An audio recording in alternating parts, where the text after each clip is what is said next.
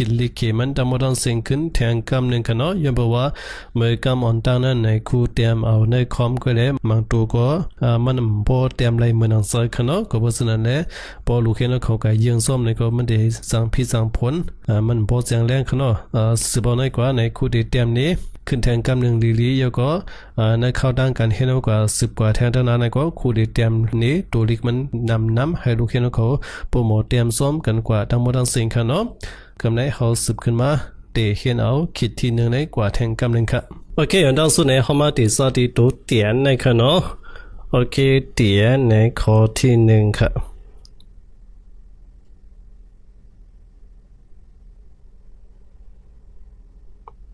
โอเคจือเคตัวลิเคมันในคู่ลูกเห็นเขาไปโมเต็มก็ไปเป็นสังขเนาะอย่างเพราะว่า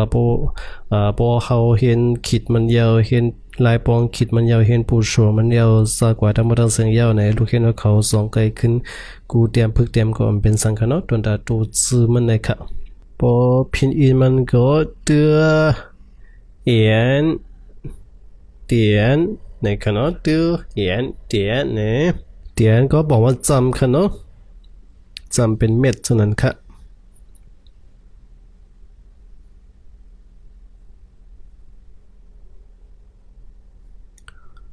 ห่างพังจำห่างพังเตียนเนี่ยมันจะเหมือนส่วนหยอดน้ำนั่นค่ะเนาะขีดลงมาในยาก็สัดขึ้นในอีกค่ะเนาะโอเค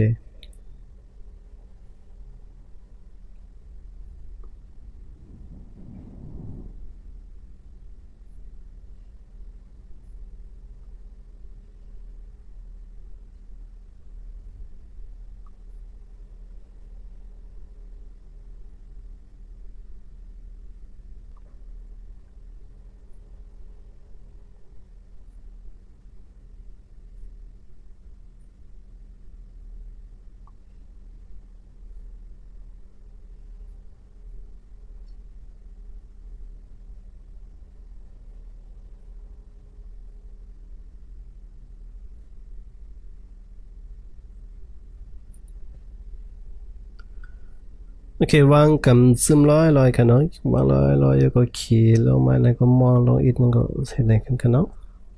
วางลอยมองอีกค่ะ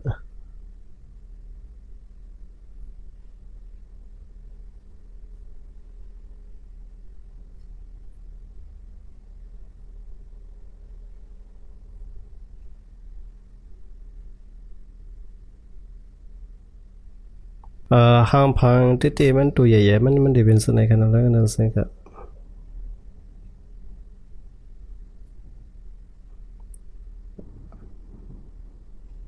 โอเคมันจะเป็นส่วนไหนกันเนาะห่างพังอันใหญ่ๆ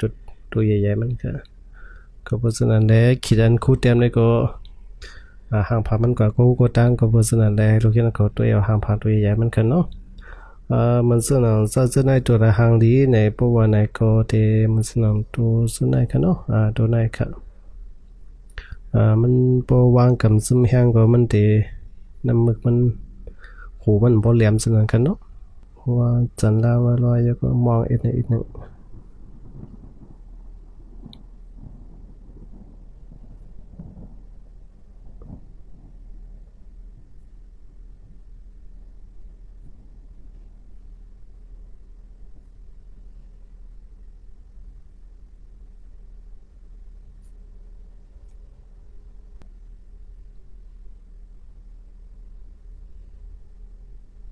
อันนี้เป็นขีดหางพัง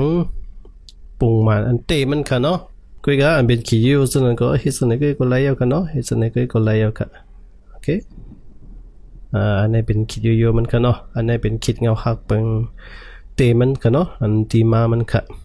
ตัวคู่ก็พอเตรียมนี่ก็แค่ได้เตรียมสร้างเป็นขีดยูส่วนนี้ก็ค่ะเนาะเตรียมเนี่ยเพราะว่าเขาเตรียมซ่อมเปิงปุ่งมันในก็ตัวเลขเข้าที่หางลีค่ะเนาะโอเคมาเตรียมด้วยตัวอย่างมันที่เขาก็มาจูในค่ะเนาะจูในโอเคค่ะเนาะเป็นสามพึกเลยค่ะจู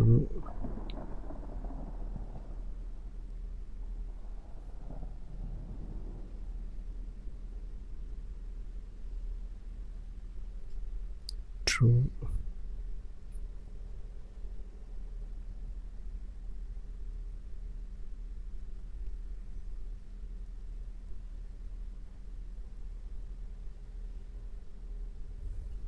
โปเตรียมตีมันก็โปหมอยิงซ้อมตัวห่างพังคิดเตมันในก็ที่ออกมาเป็นซ้ำๆซึ่งในคันเนาะซึ่งในก็ผิดค่ะโอเคอันนี้ที่ก็เขากว่ามาเตียนในคันเนาะคิดข้อที่หนึ่งในค่ะโอเคกันในเขาสืบขึ้นมาเห็นคิดที่สองค่ะเนาะคิดที่สองในหึงในค่ะเนาะคิดที่สองหึงสมมติว่าลูกเห็นเขาเคยเตรียมซ้อมค่ะเนาะคิดหนึ่งสองสามสี่ห้าหกเจ็ดแปดเก้า10 1112 13 14 15โอเคเขิงเลยค่ะเขิงเขิงขีดเขิงในเป็นขีดควางค่ะเนาะมันซึ่งเขาดีกว่าตั้งนานเลยเป็นมาเขาดีกว่าตั้งนานเป็นสมาควางตั้งเขาสนัยค่ะเนาะโอเคขีดควางสนัยค่ะควางขีดควางในก็ไล่เตรียมมันก็ส่วนไหนคะเนาะมันเป็นขีดปูมันมันคะเนาะขีดเงาหักพื้นฐานมันค่ะขีดอัน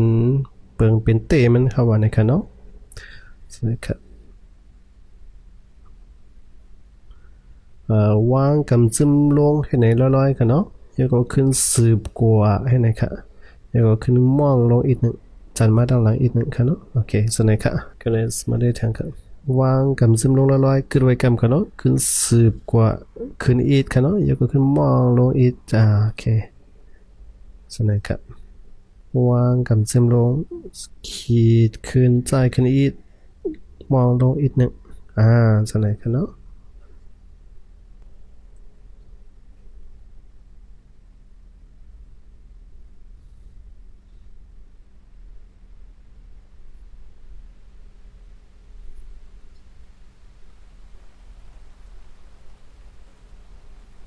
โอเคที่มันห่างหลีเนี่ยมันห่างหลียันเบอร์ดังโหดังห่างมัน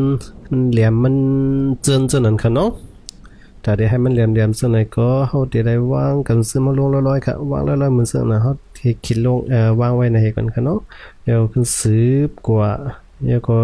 ขึ้นลงอีกหนึ่งโอเคสักหน่อยค่ะวางกันซึมลงลอยๆจุดนะขึ้นอีกว่าดังหน้าขึ้นซ้ายลงอีกหนึ่งโอเคสักหน่อยค่ะวางลงกึดกำหนึ่งค่ะเนาะจุดนะซ้ายลงโอเคสักหน่อยค่ะอันนี้เป็นขีดเงาครับปุ่งมันค่ะเนาะสันสว่ามันหยาบตอนดาลูกแค่เนาะเขาในก็เขาก็ขีดส่วนไหนก็ค่ะเนาะเขิงในก็เขิงโอเคส่วนไหนค่ะเนาะเพราะว่าเขาซ้อมเปิงมันก็ตัวที่เขาที่ห่างดีกันเร็วเยอะค่ะเนาะในการเสียงกับอันดีที่สุดมันก็ให้ลูกแค่เขาคัดจะซ้อมเปิงมันค่ะเนาะคำนี้มาด้วยเปิงแตกตัวอย่างมันเหมือนส่วนหนึ่งเขากว่ามาตาในค่ะเนาะจะ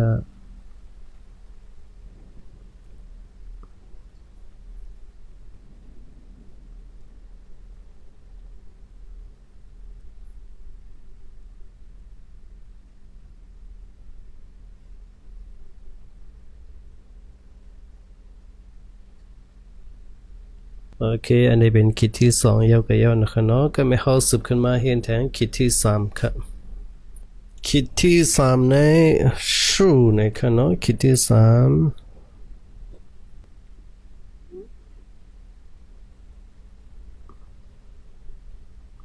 สวัสดีลูกเอ็นเขาเตรียมซ้อมก็หนึ่ง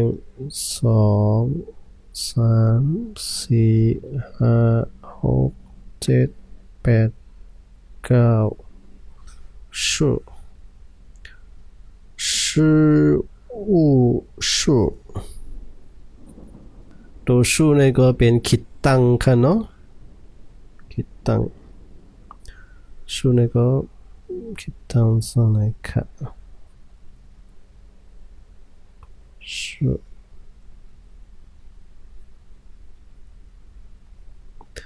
โอเคชูในก็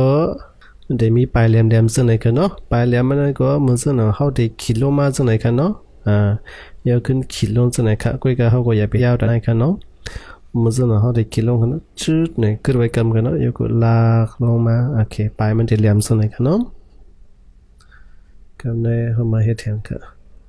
ชืดเนี่ยขึ้นไว้กำกันลงมา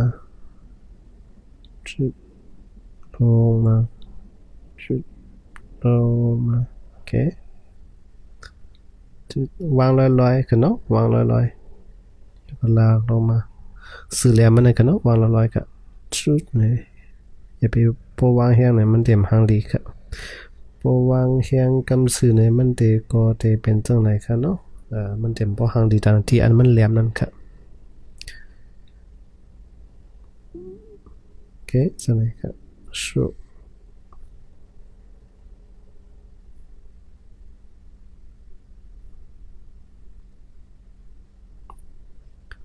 ุดนี่ขึ้นไว้กำกันเนาะโอเค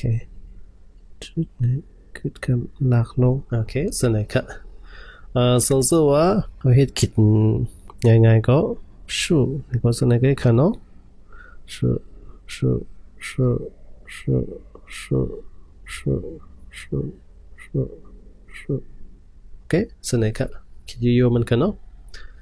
โอเคข้อที่สามเนี่ยเบิ่งจากตัวอย่างมันเหมือนซึ่งนะตัว10เนี่ยกันเนาะตัว10ค่ะ10ตัว10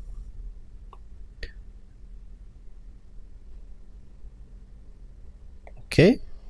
อันนั้นเป็นหึงอันเขาเห็นเดียวกันเมื่อกี้นี่กันเนาะอันนี้สมัยชุกค่ะปองว่า10กันเนาะที่ปองมันได้ไปลำลองกันเนาะให้ดูกันก็เตรียมตัวอย่างมันทานละลายก็ไรค่ะเตรียมหางพังตัวเล็กมันก็ไรเอาค่ะเนาะชุ